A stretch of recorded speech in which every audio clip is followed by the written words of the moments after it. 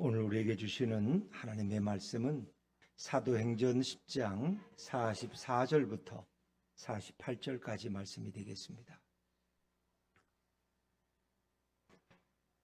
신약성경 205쪽입니다. 사도행전 10장 44절부터 48절까지 짧은 말씀입니다. 우리 한 절씩, 저와 여러분이 한 절씩 교독하겠습니다. 베드로가 이 말을 할 때에 성령이 말씀 듣는 모든 사람에게 내려오시니 베드로와 함께 온 할례 받은 신자들이 이방인들에게도 성령 부어 주심으로 말미암아 놀라니 이는 방언을 말하며 하나님 높임을 들음이로라. 이에 베드로가 이르되 이 사람들이 우리와 같이 성령을 받았으니 누가 능히 물로 세례 베풀물 그 말이요 하고 같이 읽습니다. 명하여 예수 그리스도의 이름으로 세례를 베풀라 하니라. 그들이 베드로에게 며칠 더 머물기를 청하니라. 아멘. 할렐루야. 네, 오늘 이 저녁에 나오신 여러분이 우리 주님의 축복과 은혜가 함께하기를 간절히 바랍니다. 사도행전 10장을 이제 몇 번에 걸쳐서 이렇게 우리가 수요일 저녁마다 묵상해 왔습니다. 이방인을 대표하는 고넬료라는 이방인 백부장, 그리고 유대인을 대표하는 사도 중의 사도인 베드로와의 이 만남을 통해서 이제 복음의 물줄기가 이방인에게로 흘러가는 것을 성경은 우리에게 말씀해 주고 있습니다. 그래서 우리가 지난 수요일 다룬 말씀들을 생각해 보면 이제 고넬료가 베드로의 집을 방문했어요. 그들이 고넬료가 온 일가 친척과 친구들을 다 불러 모아놓고 베드로를 기다리고 있었어요. 그리고 어찌 보면 참 베드로가 방문하는데 마치 하나님이 오시는 것처럼 방문하는 거예요. 그리고 그 앞에 무릎을 꿇고 엎드렸어요. 그들이 베드로가 왜 이러냐고, 나도 똑같은 사람이라고 하면서 고넬료를 이렇게 세우고 그들이 집안에 들어가서 말씀을 전하게 되었죠. 그래서 어떻게 나를 불렀느냐 그랬더니 고넬료가 지나간 과정들을 설명해 줬어요. 어느 날 천사가 와서 비몽사몽간에 내게 말씀하셨다. 너는 베드로를 초청해서 말씀을 들어라 하는 것입니다. 자, 이제 이렇게 돼서 이 모든 상황이 이제 정리가 됐고 베드로는 이제 고넬료의 가정에서 설교를 하는데, 우리가 지난 수요일 다룬 말씀이 이제 베드로의 설교였어요. 근데 그 설교의 출발은 어떤 거였을까? 하나님은 사람의 외모를 보지 않는다는 거예요. 자, 우리 지나간 말씀이지만 한 번 더 읽어보죠. 우리 34절 말씀입니다. 34절 말씀 시작. 베드로가 입을 열어 말하되 내가 참으로 하나님은 사람의 외모를 보지 아니하시고, 35절도 같이 읽습니다. 시작. 각 나라 중 하나님을 경외하며 의를 행하는 사람은 다 받으시는 줄 깨달았도다. 사실 베드로는 이걸 지금까지 못 깨달았던 거예요. 왜? 베드로는 유대인이거든. 그리고 율법을 배웠던 사람이야. 그래서 이방인에게 구원이라는 건 말도 안 되는 거예요. 그런데 베드로가 오늘 이것을 설교하고 있는 거예요. 내가 참으로 하나님은 사람의 외모를 보지 않는다. 사람의 외모를 안 보면 그 미모를 보시나요? 그게 아니고 사람의 외형, 그의 혈통, 그의 인종, 그의 언어, 그의 어떤 사회적인 계층, 이런 거 남녀 이런 거 보지 않는다는 거예요. 하나님은 사람의 중심을 보시는데 이방인이나 유대인이나 전혀 차별이 없으시다는 거예요. 그럼 어떤 사람들, 각 나라, 이방 나라 중에서도 하나님을 경외하는 사람, 그리고 의를 행하는 사람은 하나님이 다 받으시는 줄 내가 깨달았다. 이걸 깨닫는데 몇십 년이 걸린 거예요, 베드로도. 근데 이제 베드로가 이걸 깨달았어요. 그래서 요바에 있는 피장이 시몬의 집에서 그가 기도할 때 그 보자기에 내려온 그 부정한 음식들, 그걸 먹으라는 걸 이해를 못했는데 이제야 깨달았다는 거예요. 참 하나님의 역사는 어떻게 고넬료에게 이렇게 역사하시고 또 베드로에게 이렇게 역사하시고 어떻게 양쪽에 다 말씀하실까? 이 참 놀랍지 않습니까? 우리 김영민 씨라는 얘기를 조금 해서 미안합니다만은 이제 오전 반에만 이렇게 유치원에 가서 봉사하시다가 이제 또 이렇게 사정이 돼가지고 이렇게 종일반 교사가 됐어요. 종일반 교사가. 근데 이제 종일반 교사를 가보니까 우리 교회 나오는 또 권사님의 손자가 또 거기 또 학생이야. 그러니까 이게 참, 그러니까 이제 그 권사님은 나오지만 사실 권사님 손자들 둘이 있는데 교회를 안 나가요. 그리고 뭐 딸하고 사위도 안 나가고 코로나 때문에 집에서 이제 예배 드린다고 그러고 자기들 다니는 교회는 저기 이제 저 일산 쪽에 있는 그 뭐 통합식 교회 있어요. 큰 교회. 근데 그런 교회를 다녀야지 이 동네 교회는 자기들은 못 다닌다고. 그리고 이제 그 맞지도 않고 교단도 다르고 뭐 이런 여러 가지. 그런데 그 이제 그 아이가 이제 민준이하고 재준인데 그 아니 민재. 민준이 민씨 돌림이니까. 근데 민재가 이제 우리 김영민 집사님 맡은 반의 아이인 거예요. 이제 그러니까 이제 그 자연스럽게 뭐 그 민재 어머니도 알게 되고 이 서로 더 가까운 관계가 된 거예요. 이제 그런 관계가 없었더라면 사실은 이제 권사님만 우리 교회 나오고 우리 교회 그 애들을 데려가고 뭐 너희들도 같이 가자 그게 쉽지 않죠. 그런데 이제 자연스럽게 이렇게 교회에서 만난 거와 동시에 또 유치원에서 또 아이들이 만나고 또 그 유치원에 또 그 민재가 아마 또 우리 김영희 집사님을 참 좋아하는 것 같아. 그러니까 이 모든 것이 얽혀서 하여튼 지난 주일에는 그 부부가 왔더라고요. 뭐 그분들이 계속 나온다는 보장은 없지만 왔잖아요. 그 권사님이 이제 자기 딸하고 사위가 처음 나온 거야. 그래서 이게 양쪽에 이렇게 하나님은 어떻게 이 넓은 공간에 유치원이 한두 개가 아니고 교사도 한두 명도 아니야. 근데 주사님은 오전에 가서 잠깐 봉사 그것도 쉬다가 이제 8월부터 시작했는데 근데 코로나 때문에 또 일주일 또 못 갔어. 그런데 또 전교사가 임신을 해서 그 유치원을 그만두는 바람에 당신이 또 이렇게 종일반 교사를 해보겠냐고. 근데 또 하겠다고 해가지고 했는데 그게 또 민재가 들어와 있는 반이야. 이래서 참 이게 참 놀랍다. 그다음에 그분들은 뭐 이게 조그만 개척교회 우리가 그런데 왜 나가느냐 어머니나 나가시라고 우리가 애들이나 데리고 나가 그러는데 이제 그런 연관성이 되니까 조금 한 발 디디기가 쉬웠을 것이다. 그렇다고 뭐 그분들이 다음 주에 나온다는 보장은 전혀 없어요. 그러나 하나님은 이렇게 쌍방으로 역사하신다는 거죠. 양방으로 이 넓은 동탄에 적어도 이 동탄에만 30-40만이 모여있는 도시에 이런 우연이 일어나는 게 우연이라고 말할 수 있을까? 하나님은 이렇게 저렇게도 일하고 계신다 하는 겁니다. 근데 고넬료에게도 말씀하시고 베드로에게도 말씀하셨다. 이게 참 놀랍죠. 그래서 그들이 만난 것이고 거기서 베드로의 첫 설교는 예수님에 대한 설교예요. 그래서 예수님은 만유의 주가 되신다. 그리고 그 예수님과 하나님이 함께 계신다.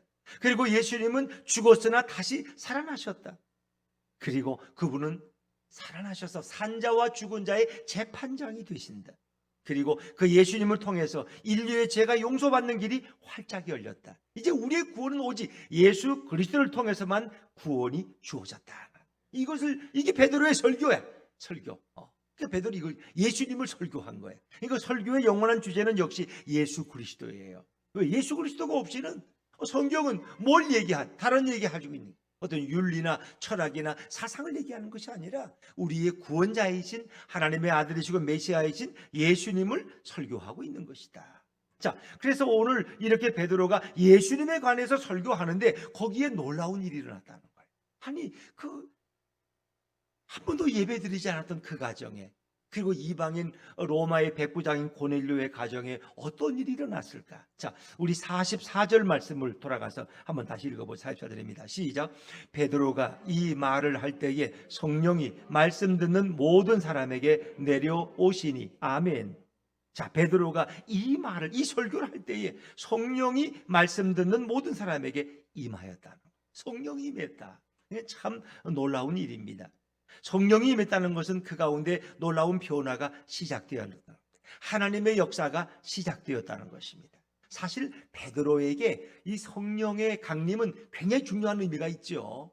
사도행전 2장에 이제 최초로 오순절 강림 사건이 성령 강림 사건이 일어나잖아요. 그러니까 오순절 성령 강림을 중심으로 해서 성령이 임하기 전에 베드로의 모습과 성령 강림 이후의 베드로의 모습은 비슷하다, 전혀 다르다. 전혀 다르죠. 그러니까 오늘 이 본문은 이방인의 오순절이라고 부르는 오순절. 그러니까 사도행전 2장은 유대인의 오순절이었다면 오늘 이 사도행전 10장의 고넬료 가정에 성령이 임한 사건은 이방인의 오순절이라고 이렇게 신학적으로도 부르는 것입니다. 성령 받기 전에 베드로의 모습은 어떠했을까? 베드로는 예수님을 사랑했지만 그 사랑은 인간적인 사랑이에요. 의리로 뭉쳤어. 같은 갈릴리 출신이고, 그렇죠? 또 베드로의 장모가 아프실 때 예수님이 가서 또 기도하니까 나았어. 뭐 이런 고마움도 있고, 또 예수님이 베드로를 사랑하셨고 베드로는 12제자 가운데 수제자야. 이런 여러 가지 연관성이 있어요. 근데 그 사랑은 인간적인 사랑이 더 많았어요. 예수님에 대한 의리. 그 의리라는 것은 베드로가 뭐라 그랬어요? 예수님께서 내가 이제 예루살렘에 올라가서 인자가 서기관들에게 또 대제사장들에게 신문을 받고 나무에 달려 죽을 것이다. 그때 너희들은 나를 부인하고 떠날 것이다. 그랬더니 베드로가 뭐랬어요? 내 손에 장을 찢어도 그런 일은 없습니다. 다 떠나도 나만은 절대 배신하지 않을 것입니다. 했던 베드로인데, 그 인간적인 의리야. 조폭의 의리. 그런데 예수님이 정작 어떻게 했어요? 가야바의 집에 가서 신문 받을 때 베드로는 어린 개족장 앞에서 3번이나 나는 예수를 모른다고 저주하면서까지 부인했어. 근데 그 부인을 딱 마치고 나니까 예수님의 눈과 베드로의 눈이 딱 마주쳤다는 거예요. 그 순간 베드로는 너무 부끄러웠어. 자기가 한 말이 있었기 때문에. 그리고 나가서 그런 통곡하는데 그때 닭이 울었다는 거예요. 예수님 그랬죠.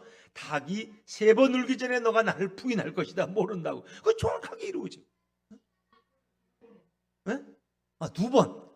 그래. 여러분들이 이제 잘 아는가 모르는가 내가 이렇게 틀리게 말하면, 이렇게 또 윤하옥 집사님처럼 바르게 말하면 제가 얼마나 고마워요. 그렇죠. 여러분들이 바로 잡아줘야 돼. 제가 이제 나이가 60이 넘으니까 자꾸 이렇게 둘이 셋 같고 셋이 하나 같고 또 그래. 고마워요, 여러분. 자, 그러니까 성령 받기 전에 베드로의 모습은 바로 이런 모습. 인간적인 사랑이 있었지만 그건 영적인 신앙의 사랑은 아니었어요. 또 십자가 앞에서 그는 좌절했고 또 두려움을 가졌고 또 무서워했던 그런 베드로였어요.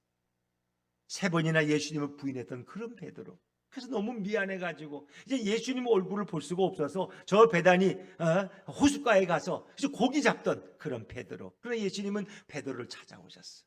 아침에 이른 시간에 생선을 구워서 군불에 구우시고 떡을 구워서 야 베드로야 배고프지 이거 먹어라. 그리고 배불리 먹었을 때 네가 나를 사랑하느냐? 내 양을 치라. 이 3번이나. 왜 3번이에요? 베드로가 3번 부인했으니까. 이 중요한 거예요. 3번 잘못했으니까 3번 그가 예수님이 또 그를 이렇게 사명을 다시 맡기시는 거예요. 그 베드로의 인생 그때부터 달라진 것이죠. 성령 체험 이후에 베드로는 어땠습니까? 한 번은 길에 나가 설교하면 3,000명이 변화되어 돌아오고 그들이 회개하고 그들이 세례를 받았어요. 성전 미문에 앉았던 안진뱅이에게 예수의 이름으로 일어나라 라고 하고 팔을 일으키니 그가 벌떡 일어나서 뛰기도 하며 걸으며 하나님을 찬양하고 성전에 들어갔다. 또 죽은 자가 일어나 앉았어요. 요바에 갔더니 다비다란 여제자가 정말 구제를 많이 하던 그런 사람이고 도로가라는 이름을 가지고 있는데, 사슴이란 뜻이 도로가 사슴처럼 참 예쁘고 아름다운 인격의 여제자인데 그가 죽은 거야. 이 과부들이 모여 앉아가지고 이 여제자로부터 우리가 받은 사랑이 너무나 큰데 하면서 그 여인이 자기들에게 준 속옷을 내보이면서 그 도로가를 살려내야 된다고. 근데 베드로가 기도하고 다비다야 일어나라 그랬더니 그 죽은 여인이 일어나 앉은 거야. 이 성령 강림 이후에 베드로의 모습은 전혀 다른 모습이 됐어요. 그리고 베드로가 가서 안수하면 성령이 임했다는 겁니다. 이제는 감옥에 들어가도 두려움이 없어. 뭐 여기 이제 나중에 또 나오지만은 빌립보 지하 감옥에 갇혔을 때 그런 두렵지 않았어. 한밤중에도 하나님을 찬양하며 감사했더니 옥문이 열리고 그 간수의 가족이 다 회개하고 돌아오고 말이에요. 이게 참 놀라운 거예요. 이게 우리는 잘못되는 것 같았는데 그게 아니야. 매를 좀 맞긴 했지만 그 매 맞은 자리는 누가 다 치료해 줬어요? 간수가 그 약 가져와서 거기다가 이제 뭐 요즘 같으면 뭐예요? 마크 대설 뭐지? 하여튼 그 갈라주고 이렇게 하면서 상처가 안 생기도록. 참 고맙죠. 자, 이 베드로는 분명히 달라졌어요.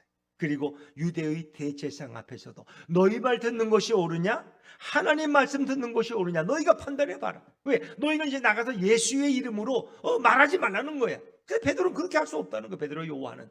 우리가 어떻게 예수의 이름을 말하지 않을 수 있느냐? 그분이 바로 하나님이신데 우리의 구원주이신데. 그렇죠. 자, 이 베드로가 이렇게 변화된 것은 그 속에, 베드로의 마음 속에 어떤 분이 들어오셨다는 거예요. 그분은 바로 성령님이시고, 그리고 그분은 바로 예수님이시죠. 이젠 분명히 베드로의 마음속에 성령이 임재하시고 역사하기 시작하셨어요. 그리고 베드로를 대신해서 성령이 말씀하시고 성령이 역사를 일으키는 거예요. 자, 베드로는 그거 순종하면서 이제 성령의 인도받는 삶이 된 것이죠. 자, 우리 45절 말씀으로 한번 넘어가 볼까요? 45절입니다. 45절 시작. 베드로와 함께 온 할례 받은 신자들이 이방인들에게도 성령 부어 주심으로 말미암아 놀라니. 자, 유대인에게만 성령이 임한 줄 알았더니 이제는 이 이방인 고넬료의 가정에 그들의 친척들에게도 성령이 임했다는 겁니다. 자, 근데 여기 할례 받은 신자들이, 이 할례 받은 사람들, 이 할례 받은 사람들이 결국 누구냐? 유대인들, 정통 유대인들이. 이제 그들이 봤을 때 이방인들에게도 하나님이 하늘 문을 여시고 성령을 부어 주시더라는 거예요. 여기에는 유대인이나 이방인이나 차별이 전혀 없다는, 이걸 보고 그들은 충격을 받고 너무 놀랐어요. 성령이 임할 때 정말 거기에 하나님의 기적이 일어나고 거기에 하나님의 역사가 일어나는 거예요. 특히 그때는 유대인으로 있다가 기독교인이 된 사람들이 많아요. 이제 이런 사람들을 우리가 메시아닉 주라고 부르는 거예요. 메시아닉 주. 그들은 철저한 율법에 매여 살았던 사람들이지만 이제는 예수를 믿고 이제는 유대인 크리스찬이 된 것이죠. 그들이 볼 때 하나님의 역사는 이렇게 이제 이방인에게도 물고가 트였고 복음이 흘러가기 시작했다는 겁니다. 자, 성령이 임했을 때 이런 놀라운 표적들이 여기저기서 드러나기 시작합니다.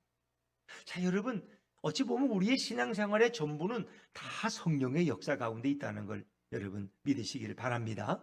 오늘 수요일 저녁에 우리가 정말 바쁜 시간 아닙니까? 뭐 직장 퇴근하고 또 일하다가 오시고 저녁 먹고 저녁도 또 굶고 어떨 땐 또 와야 되고, 이게 어찌 보면 내가 스스로 온 것 같지만 이 모든 것은 성령의 역사인 것입니다. 우리가 스스로 온 것 같지만 이게 다 성령께서 우리 마음을 감동시키시고 이끌어 주신 거예요. 또 어떤 분들은 내가 혼자 이렇게 깨닫고 왔다고 하지만 그것도 깨달음도 성령의 역사입니다. 또 우리 마음속에 성령님은 늘 함께 계셔요. 그래서 우리 마음속에 때로는 은혜로운 마음을 주시고 우리 마음속에 갑자기 구제하고 싶은 생각이 또 문득 떠오르기도 하고, 때로는 선교사님을 위해서 내가 좀 남몰래 헌금하고 싶은 생각이 들 때도 있어요. 왜? 그런 난 생각도 못했는데 성령님이 내게 그런 말씀을 주셔요. 그렇게 말씀하실 때 내가 순종하는 분들을 이렇게 봅니다. 그래서 우리 교인들이 아닌데도 이렇게 지난번에도 어떤 이렇게 지금 가끔 기도하러 오시는 분인데 그분이 어느 선교사님을 지명을 하면서 그분 앞에 내가 이렇게 선교헌금을 좀 드리고 싶다고 그러면서 적지 않은 돈을 이렇게 헌금하는 이런 일도 있어서 그걸 그대로 그냥 보내드렸습니다.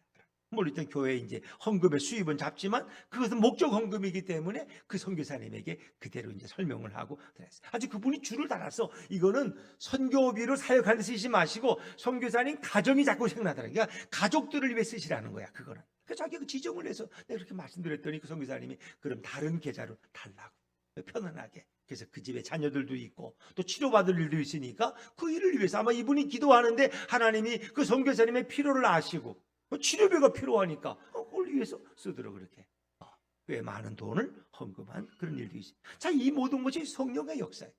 하나님은 오늘도 이렇게 일하고 계신다는 것입니다. 또 나도 모르게 누군가를 용서하고 싶어지는 마음이 생기는 거예요. 또 어떤 선한 일에 대한 갈망이 생기는 거예요. 이게 내가 착해진 게 아니야. 인간은 원래 악하고 내 안에 선한 것이 별로 없어요. 근데 내 안에서 선한 일을 행하도록 역사하시는 분이 바로 성령님이신 줄로 믿습니다. 그래서 사도행전 2장에도 급하게 강한 바람 같은 소리가 임해서 온 집에 가득했다 그랬어요. 온 집에 불의 혀 같은 것이 거기 임했어요. 근데 이 성령의 임재는 뭔가 사람들에게 다른 반응으로 나타날 수 있어요. 예를 들면 아주 추운 겨울날 안에는 따뜻하죠. 근데 밖에는 막 눈이 오고 바람이 불고 추워요. 근데 누군가 와서 문을 두드려. 그래서 문을 열었을 때 밖에 그 싸늘한 공기가 우리 집 따뜻한 방 안으로 확 밀려 들어오는 것을 느끼죠.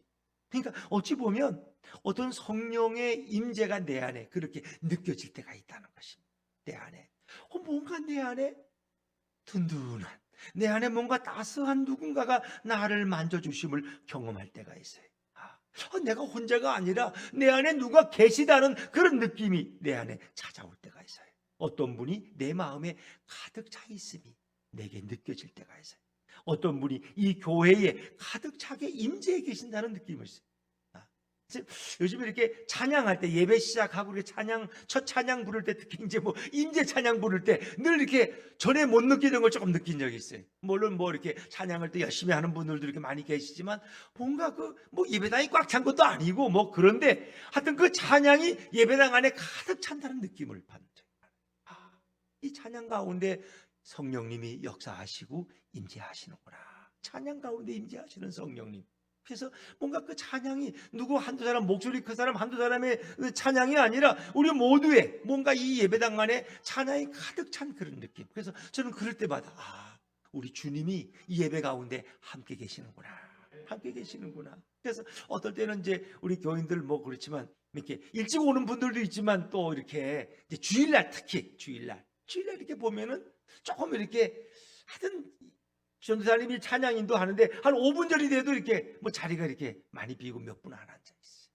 그래서 내 생각이 이제 인간적인 생각에 어제는 뭐 이렇게 내일이 또 이번 월요일은 또 공휴일이 연결되고 그러니까 이미 다 어디 간가 보다. 이번 주는 그냥 이렇게 늘 나오시는 분들하고 예배를 드려야 되겠다. 이제 이런 생각이 들어요. 그러니까 목회자라는 건 예배당이 좀 비게 되면 좀 마음이 좀 실망. 나도 인간이니까. 이제 그러면서 또 내게 주시는 말씀이 몇 사람이면 어떠냐.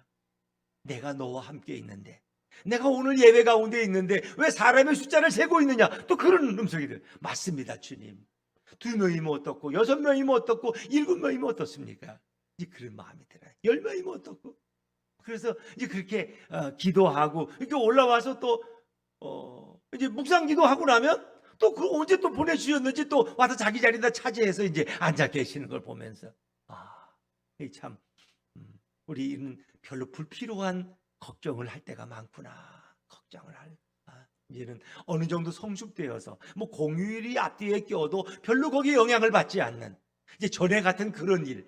김영미 집사와 아내라 성도가 주일날 동시에 사라진 일, 이런 일은 이제 일어나지 않을지어다. 이렇게 제가 매일 기도하고 있어요. 세상에 주일학교 교사가 둘이 동시에 사라져 버렸어. 그리고 방송실 요원이 동시에 또 사라져 버렸어. 이러니까 이게 황당한 일이 생기는 거예요. 약속이라 한 듯이. 그랬는데 이제 앞으로는 그런 일이 안 일어날 것 같아요. 그래서 이제 미리 갔다 오고, 지난주도 보니까 어떤 분도 꼭 어디 멀리 거창 갔다가 그냥 새벽에 왔다는 거예요. 토요일 날 갔다 6시간을 갔는데 갈 때는 새벽에는 3시간밖에 안 걸리더래. 그리고 와서 이제 예배를 드리고 또 교회 학교 교사를 하겠다고. 역시 이게 주님이 우리에게 뭔가 좀 이렇게 역사하고 계시는구나 하는 것을 느낄 수가 있습니다. 여러분, 그렇습니다. 성령님은 오늘도 일하고 계시고 우리 예배 가운데 임재하고 계신 줄로 믿습니다. 그래서 뭔가 찬송을 부르면 마음에 감동이 일어나고 신이 나는 거예요. 그저 의자에 앉아서 기도만 해도 뭔가 기도가 술술 나오는 거예요. 정말 우리 예수본교회가 그런 늘 성령의 임재 가운데 성령의 임재가 가득한 그런 아름다운 교회가 되기를 간절히 바랍니다. 아니, 또 여러분의 가정이 그런 가정이 되기를 주의 이름으로 축원합니다. 여러분의 가정이 만나기만 하면 너무 좋은 거야. 만나기만 하면 그냥 아주 수요예배 끝나고 그냥 이렇게 부부들은 손잡고 가셔요. 그냥 너무 좋은 것 같아요. 자, 여러분, 그렇습니다. 그런데 어떤 집에 가면 이렇게 뭐 예전에 이제 신방 많이 나요. 하루에 막 10집도 신방하고 뭐 한 주 내내 막 대신방하고 그럴 때 뭐 어떤 집에 가면은 괜히 신경질이 나요. 그런 집에 가면. 그 왜 그런 거예요? 또 어떤 집은 들어가자마자 막 싸우고 싶어 그냥. 그러지만 왜? 거기는 성령의 임재가 뭔가 좀 이렇게 좀 안타까움을 느낄 때가 있어요. 또 어떤 사람은 만나기만 하면 싸우고 싶어지는 거예요. 근데 성령이 임하면 그런 것이 다 사라질 줄로 믿습니다. 여러분들 부부들은 만나기만 하면 안아주고 싶고, 만나기만 하면 사랑한다고 고백하고 싶고, 만나기만 하면 축복하고 싶은 그런 여러분의 가정이 되기를 주의 이름으로 축원합니다. 네, 그것이 바로 성령의 역사라는 거예요. 성령의 역사, 그게 화해의 역사가. 우리 김정희 권사님은 잘하고 계셔야죠. 그렇게 하셔야 돼. 근데 나도 이렇게 60대가 되니까 사실 남자들은 좀 외로워. 아내들은 밖에 나가면 이렇게 수다 떨 사람도 많고 대화할 사람도 많지만 남자들은 집에 있으면 이게 외로워. 뭔가 그러면 좀 아내하고도 얘기하고 싶고 그러는데 또 아내들은 또 밖에서 할 얘기를 다 하고 와서 집에 들어오면 말하기 싫어해.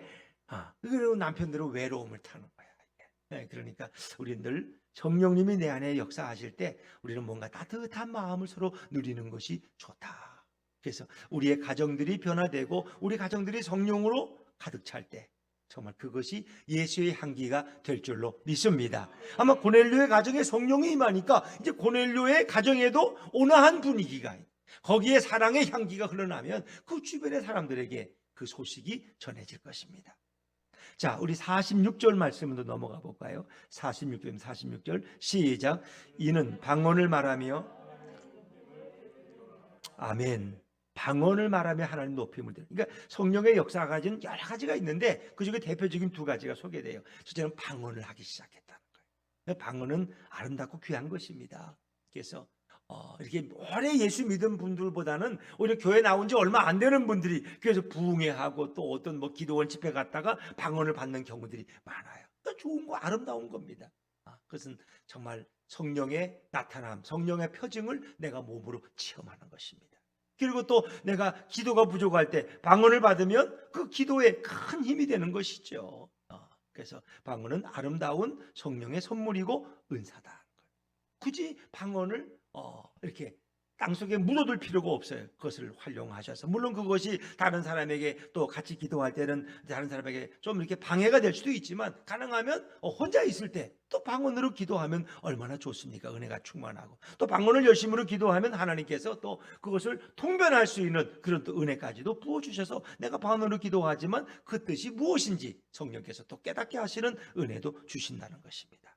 근데 방언은 우리가 이제 알아야 돼요. 그러니까 방언은 두 종류가 있다는 거 아시죠?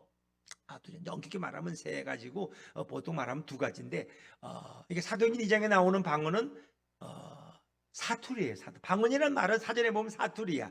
그 지역의 언어, 그게 바로 방언이야. 방언. 그래서 방언 연구회라는 것도 있어요. 국문학자들이 모인 각 지역의 사투리들을 연구하는 모임이야, 그것이. 근데 이제 다 다른 말이야. 그러니까 다른 나라의 언어, 다른 종족의 언어, 그 방언이에요. 그러니까 사도행전 2장에 성령의 강림이 임할 때 그들이 다른 언어들로, 다른 나라 말로 말하기 시작했다는 거예요. 정확한 그건 외국어예요. 이런 의미의 다른 외국어로서의 방언이 있고, 또 한 가지는 고린도서 14장에 소개되는 영적인 언어로서의 방언. 그 방언은 다른 사람이 알아듣지 못하는. 그래서 우리들이 대부분 이제 교회에서 하는 방언들은 영적인 언어예요. 그 방언은 무슨 말인지 몰라. 무슨 말인지 몰라. 그건 영적인 언어야. 그건 정확한 외국말은 아니야. 그래서 그런 두 가지 방언이 존재한다는 거 여러분 이해하시고, 거기다가 이제 세 번째를 굳이 하나 든다면 좀 이렇게 주소가 없는, 좀 이렇게 좀 분명하지 않은 또 방언도 있어요. 방언 좀 이렇게 어떤 같은 단어를 반복한다든가 이래서 좀 뭔가 추처가 좀 불분명한. 근데 이제 그것도 뭐 그분에게 도움이 될 수 있지만, 하나의 영적인 언어는 통변이 가능한 언어고, 또 다른 방언은 정확한 외국어다. 그러나 이제 어떤 방언을 막 어떤 분들은 또 강제로 기도원에 가서 막 이렇게 막 짓누르면서 방언을 받다 보니까, 또 어떤 방언은 좀 이렇게 듣기에 좀 이렇게 또 시끄럽고 아주 거북스러운 또 이런 또 방언도 있을 수가 있어요. 근데 방언은 아름다운 거예요. 아름다워. 왜? 그건 주님이 주시는 성령의 선물이고, 또 어떤 면은 정확한 외국어예요. 그러니까 여러분들이 그거를 충분히 아시고 그 성령의 역사, 선물은 거부하지 말고 얼마나 늘 즐겨 사용하면 하나님이 또 다른 은사들을 여러분에게 부어주신다는 거예요. 그래서 방언으로 기도하는 분들은 뭐 30분이고 1시간이고 2시간이고 기도하는데 전혀 지루하지가 않아. 그러나 이제 그냥 맨정신으로 기도하는 사람들은 참 기도하다가 졸기 십상이죠. 왜? 기도하다 그냥 기도 제목을 잃어버리고. 왜? 그러나 방언으로 기도하다가 졸았다는 분은 내가 들어보지를 못했어요. 그래서 그것은 우리 신앙의 기도에 큰 유익이 된다. 그건 아름다운 하나님의 선물입니다. 또 하나님 높임을 들음이러라. 하나님을 높인다는 건 뭐예요? 이 찬양이에요. 찬양. 그러니까 주님을 얼마나 사랑하는지 우리가 고백해야 돼요. 고백해요. 하나님을 높인다는 것은 찬양하는 것이고, 그분에 대해서 노래하는 거예요. 일반적으로 우리가 뭐 주님 앞에 할렐루야, 또 감사합니다, 또 아멘, 뭐 주님을 찬양합니다. 이게 다 아름다운 주님에 대한 사랑의 고백이에요. 사랑의 고백. 전도를 해도 내가 한 것이 아니라 주님이 한 것입니다. 이건 주님에 대한 찬양이야. 누가 이 일을 했지? 우리 예수님이 하셨어요. 우리 성령님이 하셨어요. 이게 다 주님에 대한 찬양이에요. 근데 우린 유교 문화권에 살아왔기 때문에 잘 표현을 안 해. 사랑한다는 말은 또 죽어도 잘 안 해. 그래서 어떤 부인은 이렇게 남편이 어느 날 뭔 정신이든지 사랑한다고 말하는데 자기가 쓰러질 뻔했대. 그런 말을 결혼하고 처음 들어본대. 그러니까 우리는 잘 이렇게 고백을 안 해요. 근데 서양인들은 사랑의 고백을 잘해요. 너무 그분들 너무 잘해서 좀 신뢰성이 없지만 하여튼 그분들은 뭐 툭하면 사랑한다고 I love you 사랑한다고 고백해. 근데 우리는 그 고백을 잘 안 해. 근데 신앙은 고백을 잘해야 돼요. 내가 예수님 사랑합니다. 내가 성령님 사랑합니다. 하나님 고맙습니다. 하나님 오늘도 너무 감사합니다. 할렐루야. 할렐루야라는 말은 뭐 내가 여호와를 찬양하라 그런 뜻 아닙니까? 그러니까 주님에 대한 이 사랑의 고백, 이것이 바로 하나님 높임을 들음이로라. 하나님 높임. 그래서 그들이 성령 받은 사람들이 하나님을 높이고 하나님을 찬양하기 시작했어요. 저는 우리들이 좀 이렇게 입에서도 주님을 향한 찬양에 좀 이렇게 언어로서 주님을 찬양하는 일들이 좀 많이 이루어졌으면 좋겠어요. 그러니까 노래로만 찬양하는 것이 아니라 우리 입술로 하나님을 얼마든지 찬양할 수 있는 거예요. 찬양. 그렇죠? 자, 우리 좀 더 나아가서 47절 말씀이고 47절입니다. 시작. 이에 베드로가 이르되 이 사람들이 우리와 같이 성령을 받았으니 누가 능히 물로 세례 베품을 금하리요 하고. 그렇지요. 자, 베드로가 이제는 이 사람들이 성령을 받았으니 누가 능히 물로 세례 베품을 이방인에게 세례 베푸는 걸 금하겠느냐? 그렇지 않다는 거예요. 왜? 이제는 그들에게 성령 세례가 임했기 때문에 이제 그들에게 물 세례를 주겠다는 거죠. 자, 그런데 이제 이 고넬료는 성령 세례를 먼저 받은 거예요. 그러니까 베드로가 설교할 때 성령이 그 가정에 임한 거예요.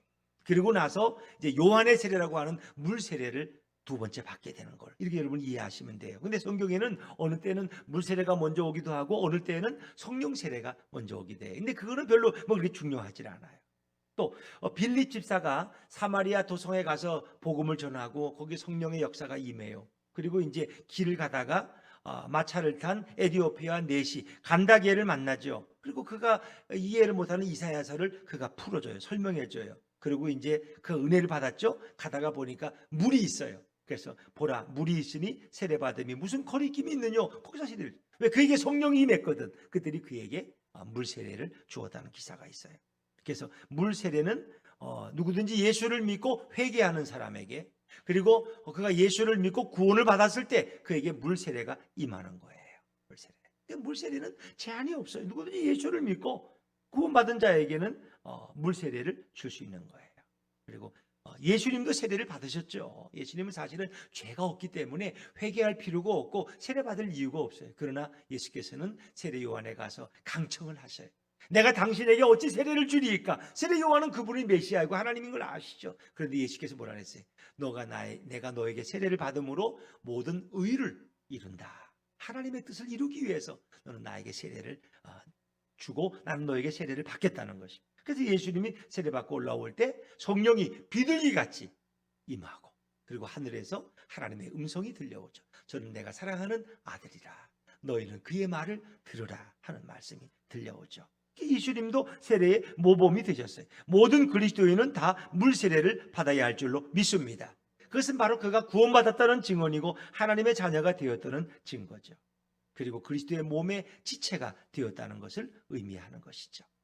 자, 그리고 이제 오늘 여기 나타난 성령의 세례, 이것은 오순절에 나타난 그 성령 세례와 어찌 보면 동일한 거예요. 동일한 이방인의 오순절이라고 우리가 부른다 그랬죠. 이제 구원받은 자에게 하나님의 능력이 임하는 세례가 성령의 세례예요. 그러니까 물 세례는 회개하고 구원받은 자에게 주시는 세례고, 성령의 세례는 이미 구원은 받았는데 아직 전도할 능력이 없어. 아직 봉사할 힘이 없어. 아직 남에게 가서 예수를 증거할 그런 담대함이 없어요. 그런데 그에게 성령의 세례가 임하면 그에게 하나님의 능력이 임했다는 거예요. 성령이 그를 대신하셔서 능력을 행하신다는 거예요. 그때 우리는 전도도 할 수 있고 담대해지는 거예요. 그 사도행전 1장 8절에 뭐라 그래요? 오직 성령이 너에게 임하면 너희가 뭘 받고? 권능을 받고 듀나미스, 권능을 받고 예루살렘과 온 유대와 사마리아 땅끝까지 가서 내 증인이 되리라. 그러니까 아무나 증인이 되는 게 아니야. 성령 받은 사람이 나가서 복음을 전하고 증언자가 될 수 있다는 것입니다. 그러니까 그 성령 세례를 안 받았다고 구원을 못 받은 건 아니에요. 물세례를 받고 예수님을 내가 믿음으로 고백하면 구원받았지만은 그런 능력을 행할 수 있는 그리스도인은 아니라는 것입니다.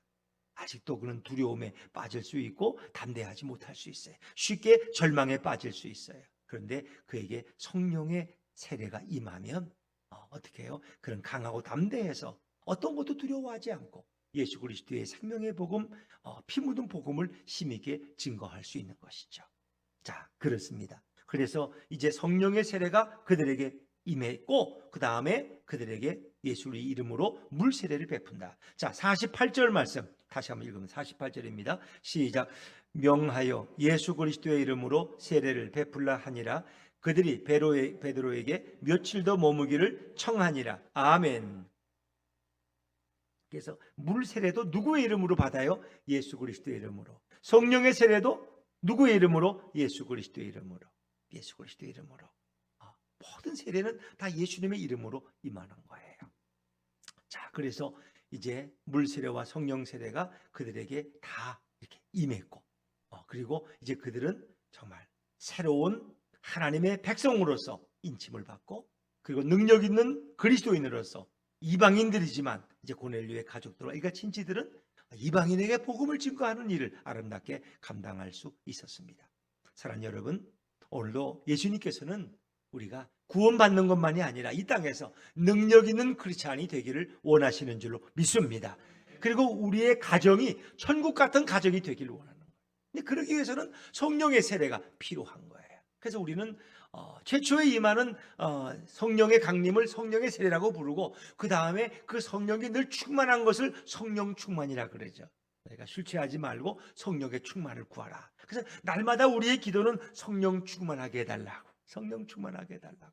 그러니까 성령에 내가 온전히 나를 맡기고 순종할 때는 나를 대신해 성령이 역사하시고 강하게 일하시지만 내가 성령님을 외면하고 내가 기도를 게을리하고 내가 성령의 임재 가운데 벗어날 때 성령은 내 안에 계시지만은 그분이 능력으로 역사하지 못해요. 그래서 우리 날마다 성령의 충만을 구하는 거예요. 성령의 충만을 구할 때 성령께서는 우리를 동행하시고 우리에게 힘과 담대함과 능력을 부어줄 줄로 믿습니다. 그래서 여러분 날마다 성령을 사모하시길 바랍니다. 성령의 세례를 사모하시길 바랍니다. 그리고 예수님을 찬양하시고 성령님을 찬양하십시오. 사모하는 자에게 성령님은 반드시 오시고 반드시 역사하십니다. 여러분 우리 한 분 한 분에게 정말 성령이 임하시고 또 그분이 임하실 때 여러분의 가정에 우리의 삶에 놀라운 기적이 일어나고 놀라운 사건이 일어나고 생각지 못했던 일들이 현실이 되는 은혜가 있을 줄로 믿습니다. 우리 예수품교회가 바로 그런 성령 충만한 교회가 되고 성령이 역사하시는 성령의 임재로 가득 찬 성령께서 함께 일하시는 그런 교회가 된다면 얼마나 좋겠습니까? 우리 그것을 위해 기도하고 여러분 한 분 한 분의 심령 속에 여러분의 가정과 일하시는 직장에도 그런 성령의 충만한 역사가 임하기를 주의 이름으로 축원합니다.